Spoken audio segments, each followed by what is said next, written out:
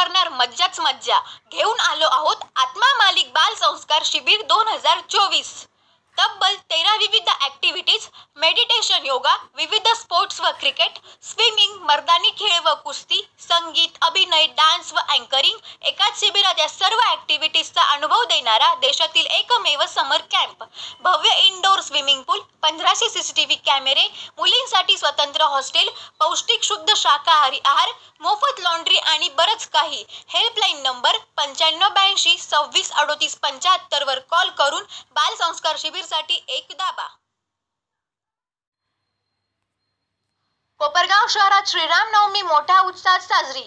कोपरगाव शहरात साईगाव पालखीत सहभागी होऊन साईबाबांचे घेतले भाविकांनी दर्शन. कोपरगाव शहरामध्ये विविध ठिकाणी श्रीरामनवमी मोठ्या उत्साहात साजरी करण्यात आली आहे. शहरात ठिकठिकाणी प्रभू श्रीरामांचे फोटो लावून पूजा अर्चना करण्यात आली.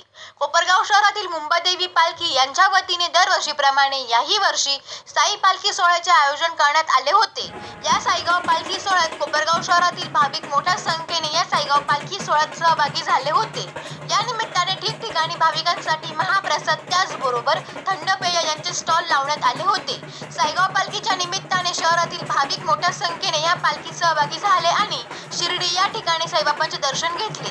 यावर्षी कोपरगाव शिर्डी या रस्त्यावर रस्त्याचे कामकाज चालू आहे, त्यामुळे थोडीशी अडचण देखील निर्माण झाली होती. परंतु साईगाव पालखी दरवर्षीप्रमाणे याही वर्षी मोठ्या स्वरूपात साजरी करण्यात आली असून साई भक्त या पालखी सोहळ्यात मोठ्या संख्येने सहभागी झाले. या पालखी सोहळ्यात कोपरगाव आशुतोष दादा काळे त्याचबरोबर युवा नेते विवेक भैया कोल्हे यांनी पालखी सोहळ्यात सहभाग घेतला होता.